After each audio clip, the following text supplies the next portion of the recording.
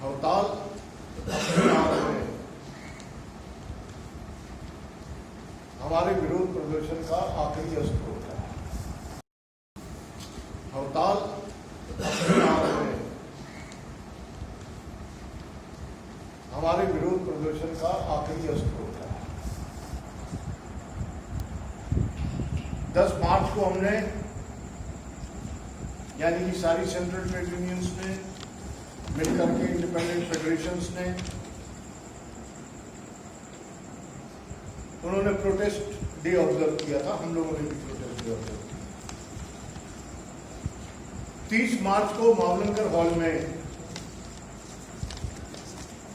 सारे central trade unions पुनः इकट्ठे हुए और उन्होंने उस कन्वेंशन का एक घोषणा पत्र जारी किया जिसमें 12 सूत्री मांगे रखी। ये 12 सूत्री मांग वही मांगे थी जो पिछली हड़ताल जो 2 सितंबर को हुई थी उसमें रखी गई। पिछली हड़ताल और इस हड़ताल में ये फर्क रहा कि पिछली हड़ताल में भारतीय मजदूर संघ जो आरएसएस से एफिलिएटेड ट्रेड यूनियन विंग है वो हमारे साथ था, लेकिन वो हमारे साथ 30 अगस्त तक थे, डिक्लेरेशन के समय साथ थे और 30 अगस्त तक यानी कि अंतिम पलों तक हड़ताल के वो सारे बाकी के सेंट्रल ट्रेड यूनियंस और उन 12 मांगों के समर्थन में साथ थे। सडनली उन्होंने कहा कि भाई हम हड़ताल से विड्रॉ कर रहे हैं क्योंकि सरकार जो है कुछ सकारात्मक कदम जो है वो उठा रही और अब हड़ताल पर जाना जो है वो उसके कोई माने नहीं है और फिर भी जो लोग हड़ताल पर जा रहे हैं वो राजनीतिक कारणों से जा रहे हैं। पिछले सितंबर से लेकर के 30 मार्च तक निरंतर जो है ये प्रयास हुए कि केंद्र सरकार से वार्ता पूछ सके। ग्रुप ऑफ मिनिस्टर्स जो है सरकार ने बनाए, लेकिन कोई भी एक 12 में से एक भी मांग नहीं मानी गई।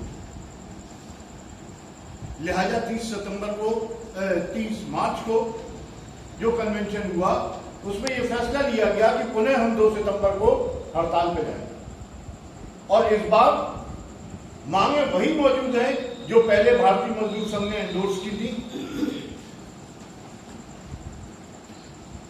लेकिन इस बार वो साथ नहीं।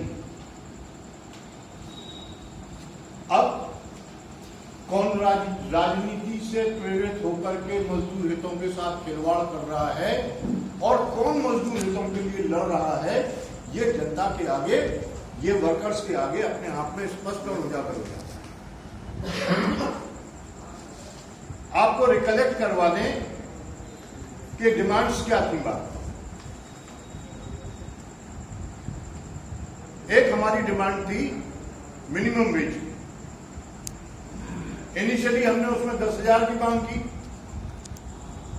फिर वो 12,000, फिर वो जो है 15,000 की मांग पे आई और आज की तारीख में वो 18,000 की न्यूनतम वेतन की हमारी मांग थी।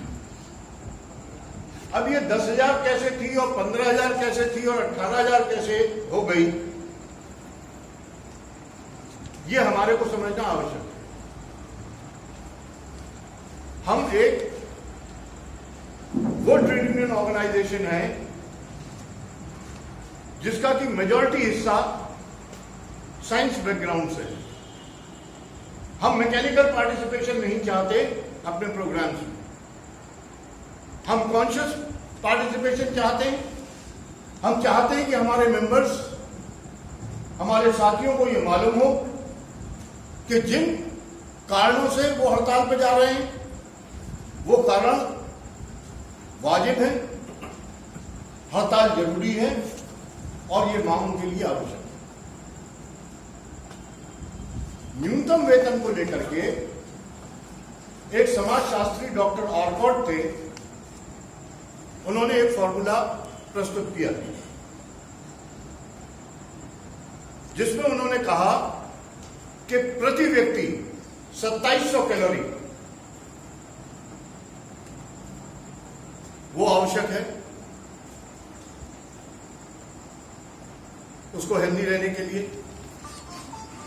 और एक फैमिली में हस्बैंड वाइफ और दो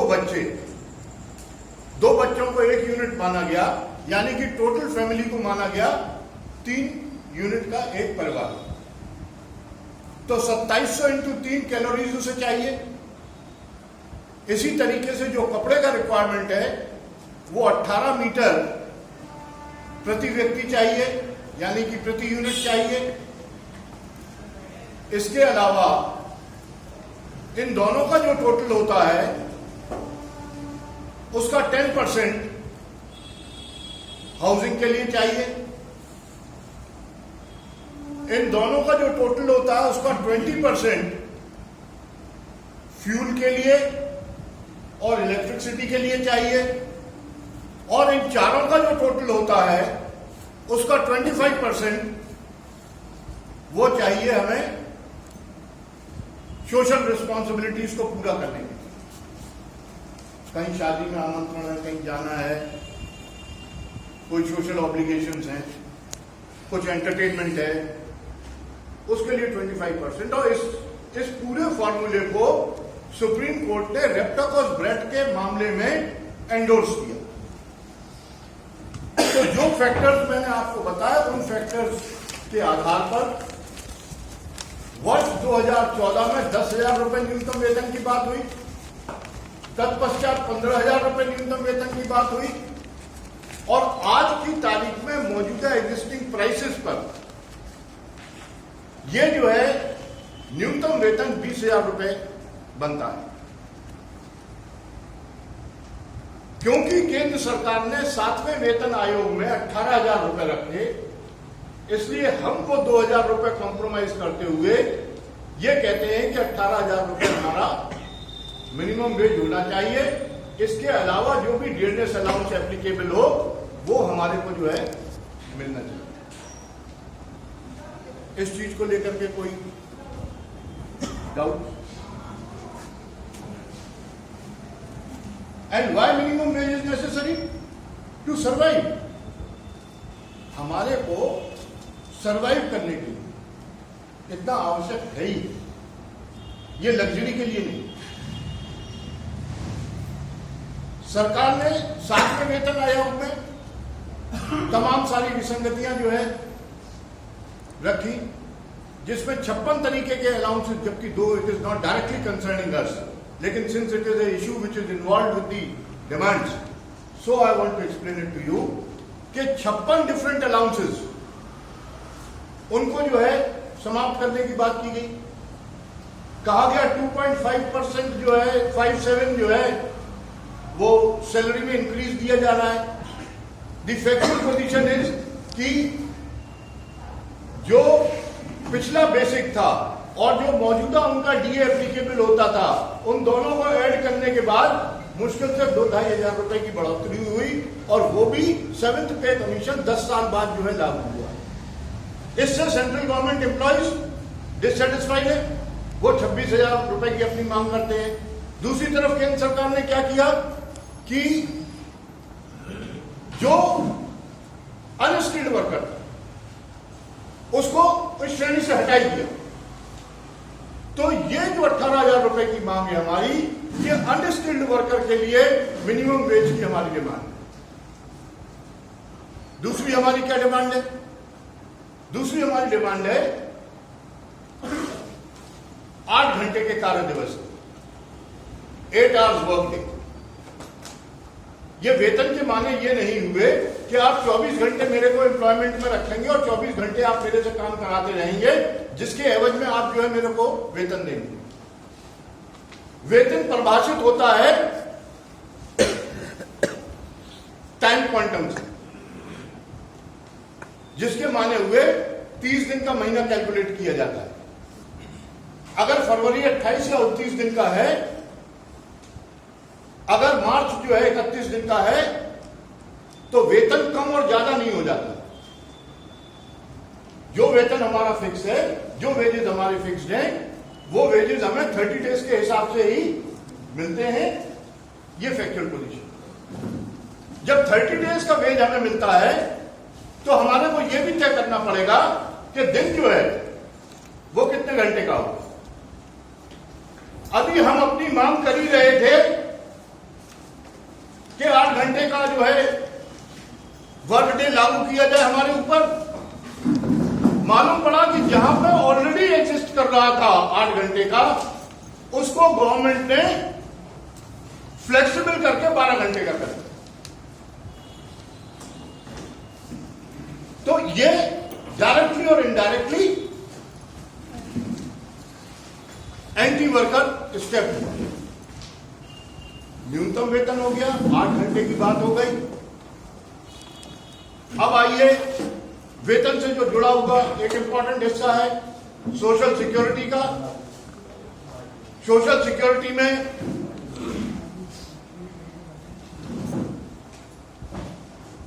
पेंशन आती है, प्रोविडेंट फंड आता है, ग्रेच्युटी आती है, एम्प्लॉय स्टेट इंश्योरेंस स्कीम आती है। इस तरीके के तमाम सारे जो अधिकार हमें प्राप्त हैं, उन राइट्स पर भी गवर्नमेंट द्वारा वो सीलिंग लगाई जा रही है सोशल सिक्योरिटी को लेकर। जो 94 से जो पहले की पोजीशन थी, उसमें पेंशन जो है वो एज थर्ड रिटायरमेंट बेनिफिट होता था। ये गवर्नमेंट एम्प्लॉयज के साथ था। हम लोगों की हालत तो और भी खराब थी। और आज की तारीख में यह प्रयास किया गया कि जो है, जो प्रोविडेंट फंड में पैसा जमा है उस पर ब्याज दर कम कर दी जाए। अगर उसको विड्रॉ किया जाता है बीच में तो उस पर टैक्सेशन किया जाए। और विड्रॉ करना, बाद में यह हुआ कि विड्रॉ करना अलाउ ही ना किया जाए। बेंगलोर और विशाखापट्टनम के टेक्सटाइल वर्कर्स ने स्वस्फूर्त अपने आप में समझते हुए, बिना किसी ऑर्गेनाइज्ड लीडरशिप के, एक एजिटेशन खड़ा कर दिया। और वो एजिटेशन खड़ा करने से सरकार को बाध्य होना पड़ा। उन्हें ये रिवाइज भी करना पड़ा। जो हमारा इंटरेस्ट रेट था पीएफ पे, उनको ये भी रिवाइज करना पड़ा कि जो विड्रॉल है वो कभी भी किया जा सकता है। लेकिन सीलिंग अभी भी नहीं हटाई। जो सीलिंग है, चाहे वो बोनस पे सीलिंग हो, शो क्या कर रहे हैं कि जो बोनस आप पहले 3,500 पे कैलकुलेट करते थे, अब आप उस बोनस को 7,000 पे कैलकुलेट करेंगे। और जो सीलिंग जो है 7,000 थी एंटाइटलमेंट के लिए, हमने उसको बढ़ा करके 21,000 कर दिया। इसको एक सेक्शन जो कि मालिकानों के पिट्ठू का काम करता है, जो मालिकानों के चमचे का काम करता है, वो ये प्रोजेक्ट करना चाहता है कि सरकार जो है मजदूरों के हितों में फैसला ले रही है। हमारी इसमें क्लियर कट डिमांड है। हमारी इसमें क्लियर कट डिमांड है कि आप किसी भी तरीके की इसमें सीलिंग्स वो हटा दीजिए। That should not be any ceiling. Provident fund में आज भी सीलिंग है, आप लोगों को मालूम होगा। अगर किसी साथी को 30,000 रुपया वेतन मिल रहा है तो 30,000 पे प्रोविडेंट फंड का डिडक्शन नहीं होना। वो शायद 15,000 है, फाइन करें, वो उसमें सीलिंग मौजूद है। ग्रेच्युटी पे सीलिंग मौजूद है। हमारी डिमांड है कि ग्रेच्युटी को लेकर के 15 डेज से जो है इसको 45 डेज में इंक्रीज किया जाए।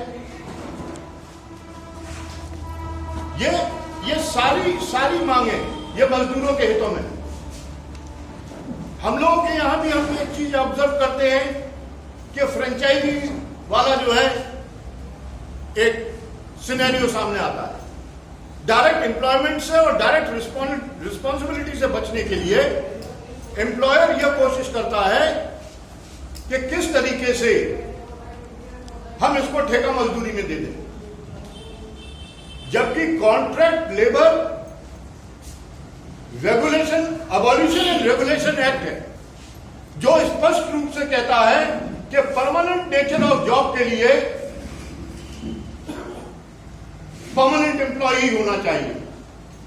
जो पेरिनियल नेचर के जॉब है, लगातार चलने वाले जॉब है, जैसे मैं एग्जांपल आपको दूंगा, गर्मियों में मान लीजिए पानी पिलाने वाले प्याऊ का काम है, तो ये काम जो है ये पीरियडिकल है, थोड़े से समय के लिए है।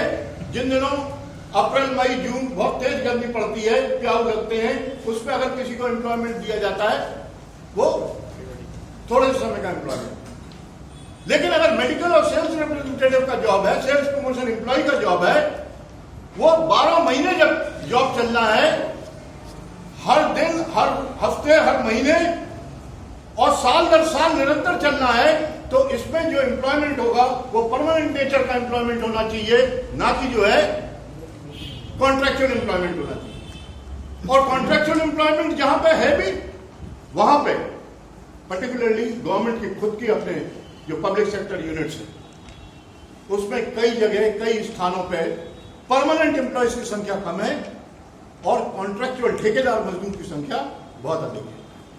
क्यों? क्योंकि उसे भुगतान भी उतना नहीं किया जा रहा, काम उससे वही लिया जा रहा है, भुगतान भी उसको वो नहीं किया जा रहा जिसका कि वो एंटाइटल्ड है, और उसको बहुत सारे अन्य जो है सुविधाओं और अधिकारों से वंचित रखा जा रहा है। ये अपने आप में मजदूर विरोधी है, इसको हमें समझना अति आवश्यक है। एक एग्जाम्पल आपके आगे है, ये आंगनबाड़ी वर्कर्स, खास करके ये पोलियो ड्रॉप्स वगैरह जिस समय पे पिलाए जाते हैं, आप देखते हैं स्कीम वर्कर्स जिन्हें कहा जाता है,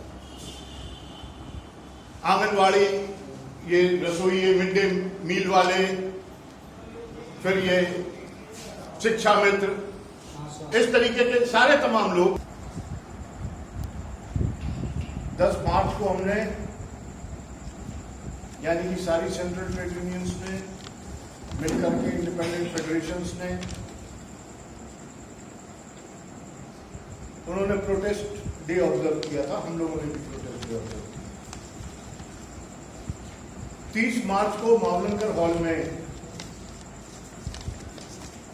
सारे सेंट्रल ट्रेड यूनियंस पुनः इकट्ठे हुए और उन्होंने उस कन्वेंशन का एक घोषणा पत्र जारी किया जिसमें 12 सूत्री मांगे रखी। ये 12 सूत्री मांग वही मांगे थी जो पिछली हड़ताल, जो 2 सितंबर को हुई थी, उसमें रखी गई।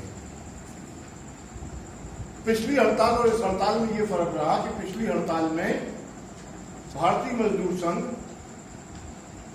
जो आरएसएस से एफिलिएटेड ट्रेड यूनियन विंग है, वो हमारे साथ था, लेकिन वो हमारे साथ 30 अगस्त तक थे, डिक्लेरेशन के समय साथ थे, और 30 अगस्त तक, यानी कि अंतिम पलों तक हड़ताल के, वो सारे बाकी के सेंट्रल ट्रेड यूनियन और उन 12 मांगों के समर्थन में साथ थे। सडनली उन्होंने कहा कि भाई हम हड़ताल से विड्रॉ कर रहे हैं क्योंकि सरकार जो है कुछ सकारात्मक कदम जो है वो उठा रही है और अब हड़ताल पर जाना जो है वो उसके कोई माने नहीं है, और फिर भी जो लोग हड़ताल पर जा रहे हैं वो राजनीतिक कारणों से जा रहे हैं। पिछले सितंबर से लेकर के 30 मार्च तक निरंतर जो है ये प्रयास हुए कि केंद्र सरकार से वार्ता हो सके। ग्रुप ऑफ मिनिस्टर्स जो है सरकार ने बनाए, लेकिन कोई भी एक 12 में से एक भी मांग नहीं मानी गई। लिहाजा 30 मार्च को जो कन्वेंशन हुआ उसमें यह फैसला लिया गया कि पुनः हम 2 सितंबर को हड़ताल पे जाएंगे, और इस बार मांगे वही मौजूद हैं जो पहले भारतीय मजदूर संघ ने एंडोर्स की थी, लेकिन इस बार वो साथ नहीं। अब कौन राजनीति से प्रेरित होकर के मजदूर हितों के साथ खिलवाड़ कर रहा है और कौन मजदूर हितों के लिए लड़ रहा है, ये जनता के आगे ये वर्कर्स के आगे अपने आप में स्पष्ट और उजागर हो जाता है। आपको रिकलेक्ट करवा दें कि डिमांड्स क्या थी बात। एक हमारी डिमांड थी मिनिमम वेज। इनिशियली हमने उसमें 10,000 की मांग की, फिर वो 12,000, फिर वो जो है 15,000 की मांग पे आई, और आज की तारीख में वो 18,000 की न्यूनतम वेतन की हमारी मांग थी। अब ये 10,000 कैसे थी और 15,000 कैसे थी और 18,000 कैसे हो गई, ये हमारे को समझना आवश्यक है। हम एक वो ट्रेड यूनियन ऑर्गेनाइजेशन है जिसका कि मेजॉरिटी हिस्सा साइंस बैकग्राउंड से है। हम मैकेनिकल पार्टिसिपेशन नहीं चाहते अपने प्रोग्राम्स में, हम कॉन्शियस पार्टिसिपेशन चाहते हैं। हम चाहते हैं कि हमारे मेंबर्स, हमारे साथियों को यह मालूम हो कि जिन कारणों से वो हड़ताल पर जा रहे हैं वो कारण वाजिब है, हड़ताल जरूरी है और ये मांग उनके लिए आवश्यक है। न्यूनतम वेतन को लेकर के एक समाजशास्त्री डॉक्टर ऑर्कॉट थे, उन्होंने एक फॉर्मूला प्रस्तुत किया जिसमें उन्होंने कहा कि प्रति व्यक्ति 2700 कैलोरी वो आवश्यक है उसको हेल्दी रहने के लिए, और एक फैमिली में हस्बैंड वाइफ और 2 बच्चे, 2 बच्चों को 1 यूनिट माना गया, यानी कि टोटल फैमिली को माना गया 3 यूनिट का एक परिवार। तो 2700 इंटू 3 कैलोरीज उसे चाहिए। इसी तरीके से जो कपड़े का रिक्वायरमेंट है वो 18 मीटर प्रति व्यक्ति चाहिए, यानी कि प्रति यूनिट चाहिए। इसके अलावा इन दोनों का जो टोटल होता है उसका 10% हाउसिंग के लिए चाहिए। इन दोनों का जो टोटल होता है उसका 20% फ्यूल के लिए और इलेक्ट्रिसिटी के लिए चाहिए, और इन चारों का जो टोटल होता है उसका 25% वो चाहिए हमें सोशल रिस्पॉन्सिबिलिटीज को पूरा करने के लिए। कहीं शादी में आमंत्रण है, कहीं जाना है, कोई सोशल ऑब्लिगेशंस हैं, कुछ एंटरटेनमेंट है, उसके लिए 25%। और इस पूरे फॉर्मूले को सुप्रीम कोर्ट ने रेप्टाकॉस ब्रेड के मामले में एंडोर्स किया।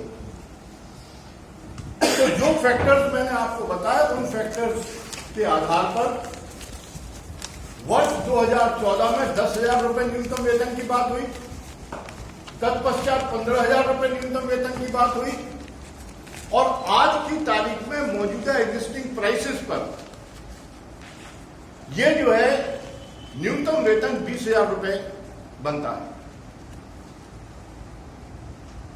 क्योंकि केंद्र सरकार ने 7वें वेतन आयोग में 18,000 रुपए रखे, इसलिए हमको 2,000 रुपए कॉम्प्रोमाइज करते हुए ये कहते हैं कि 18,000 रुपए हमारा मिनिमम वेज होना चाहिए। इसके अलावा जो भी डियरनेस अलाउंस एप्लीकेबल हो वो हमारे को जो है मिलना चाहिए।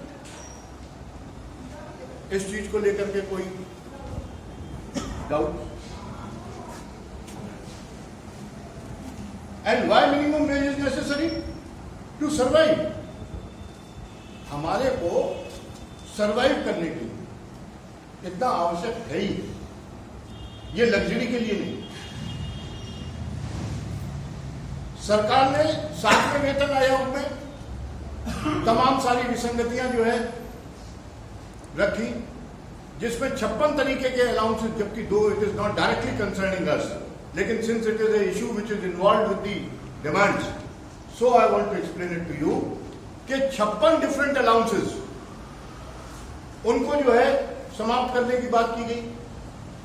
कहा गया 2.5% जो है 57 जो है वो सैलरी में इंक्रीज दिया जा रहा है। द फैक्चुअल पोजीशन इज कि जो पिछला बेसिक था और जो मौजूदा उनका डीए एप्लीकेबल होता था, उन दोनों को ऐड करने के बाद मुश्किल से 2-2.5 हजार रुपए की बढ़ोतरी हुई और वो भी 7th पे कमीशन 10 साल बाद जो है लागू हुआ। इससे सेंट्रल गवर्नमेंट एम्प्लॉइज डिससेटिस्फाइड है, वो 26,000 रुपए की अपनी मांग करते हैं। दूसरी तरफ केंद्र सरकार ने क्या किया कि जो अनस्किल्ड वर्कर उसको इस श्रेणी से हटाई दिया। तो ये जो 18,000 रुपए की मांग है हमारी, ये अनस्किल्ड वर्कर के लिए मिनिमम वेज की हमारी डिमांड है। दूसरी हमारी क्या डिमांड है? दूसरी हमारी डिमांड है 8 घंटे के कार्य दिवस, 8 आवर्स वर्क डे। ये वेतन के माने ये नहीं हुए कि आप 24 घंटे मेरे को एम्प्लॉयमेंट में रखेंगे और 24 घंटे आप मेरे से काम कराते रहेंगे, जिसके एवज में आप जो है मेरे को वेतन देंगे। वेतन परिभाषित होता है टाइम क्वांटम से, जिसके माने हुए 30 दिन का महीना कैलकुलेट किया जाता है। अगर फरवरी 28 या 29 दिन का है, अगर मार्च जो है 31 दिन का है, तो वेतन कम और ज्यादा नहीं हो जाता। जो वेतन हमारा फिक्स है, जो वेजेस हमारे फिक्स्ड हैं, वो वेजेस हमें 30 डेज के हिसाब से ही मिलते हैं। ये फैक्चुअल पोजीशन।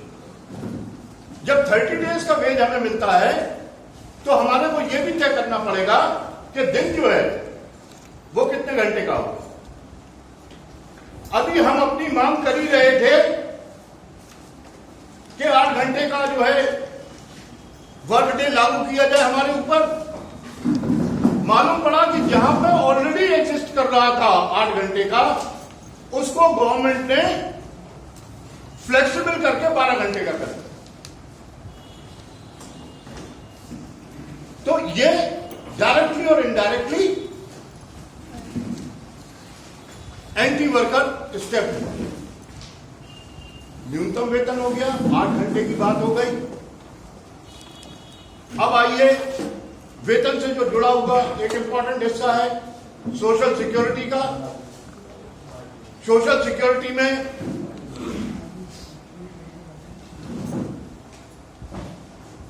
पेंशन आती है, प्रोविडेंट फंड आता है, ग्रेच्युटी आती है,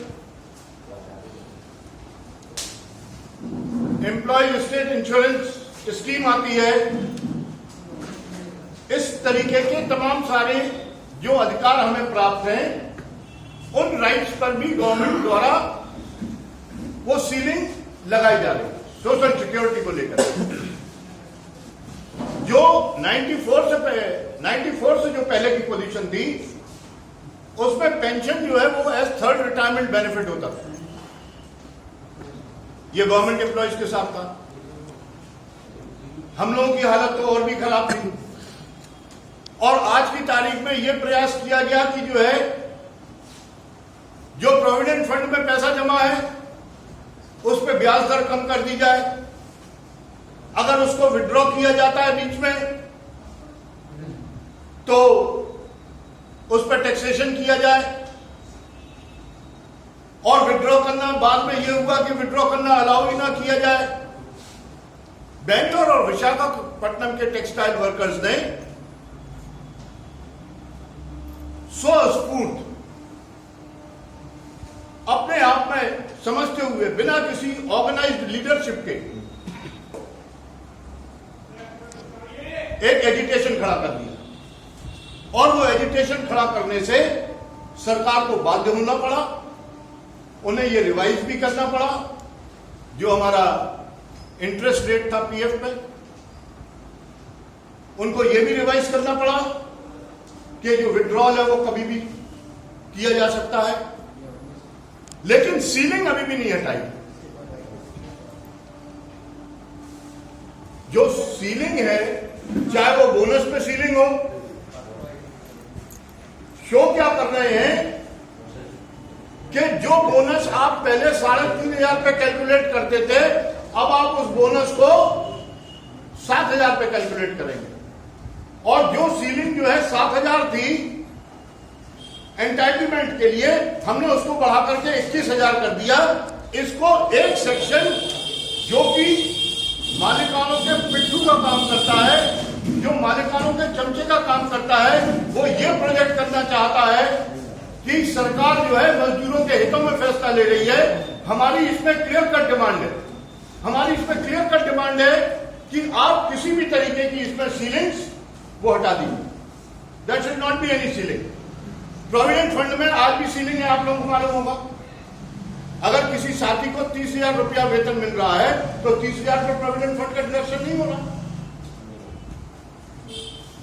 वो शायद 15,000 है, फाइन करेगा, वो उसमें सीलिंग मौजूद है। ग्रेचुटी पे सीलिंग मौजूद है। हमारी डिमांड है कि ग्रेचुटी को लेकर के 15 डेज से जो है इसको 45 डेज में इंक्रीज किया जाए। ये सारी मांगे ये मजदूरों के हितों में। हम लोगों के यहां भी हम एक चीज ऑब्जर्व करते हैं कि फ्रेंचाइजी वाला जो है एक सिनेरियो सामने आता है। डायरेक्ट एम्प्लॉयमेंट से और डायरेक्ट रिस्पॉन्सिबिलिटी से बचने के लिए एम्प्लॉयर यह कोशिश करता है कि किस तरीके से हम इसको ठेका मजदूरी में दे दें, जबकि contract labour regulation abolition and regulation act है जो स्पष्ट रूप से कहता है कि परमानेंट नेचर ऑफ जॉब के लिए परमानेंट एम्प्लॉई होना चाहिए। जो पेरेनियल नेचर के जॉब है, लगातार चलने वाले जॉब है, जैसे मैं एग्जांपल आपको दूंगा, गर्मियों में मान लीजिए पानी पिलाने वाले प्याऊ का काम है, तो ये काम जो है ये पीरियडिकल है, थोड़े से समय के लिए है। जिन दिनों अप्रैल मई जून बहुत तेज गर्मी पड़ती है, प्याऊ लगते हैं, उसमें अगर किसी को एम्प्लॉयमेंट दिया जाता है वो थोड़े से समय का एम्प्लॉयमेंट। लेकिन अगर मेडिकल और सेल्स रिप्रेजेंटेटिव का जॉब है, सेल्स प्रमोशन एम्प्लॉय का जॉब है, वो 12 महीने जब जॉब चलना है, हर दिन, हर हफ्ते, हर महीने और साल दर साल निरंतर चलना है, तो इसमें जो एम्प्लॉयमेंट होगा वो परमानेंट नेचर का एम्प्लॉयमेंट होना चाहिए, ना कि जो है कॉन्ट्रैक्चुअल एम्प्लॉयमेंट होना चाहिए। और कॉन्ट्रैक्चुअल एम्प्लॉयमेंट जहां पे है भी, वहां पे पर्टिकुलरली गवर्नमेंट की खुद की अपने जो पब्लिक सेक्टर यूनिट्स है, उसमें कई जगह, कई स्थानों पे परमानेंट एम्प्लॉयज की संख्या कम है और कॉन्ट्रैक्चुअल ठेकेदार मजदूर की संख्या बहुत अधिक है। क्यों?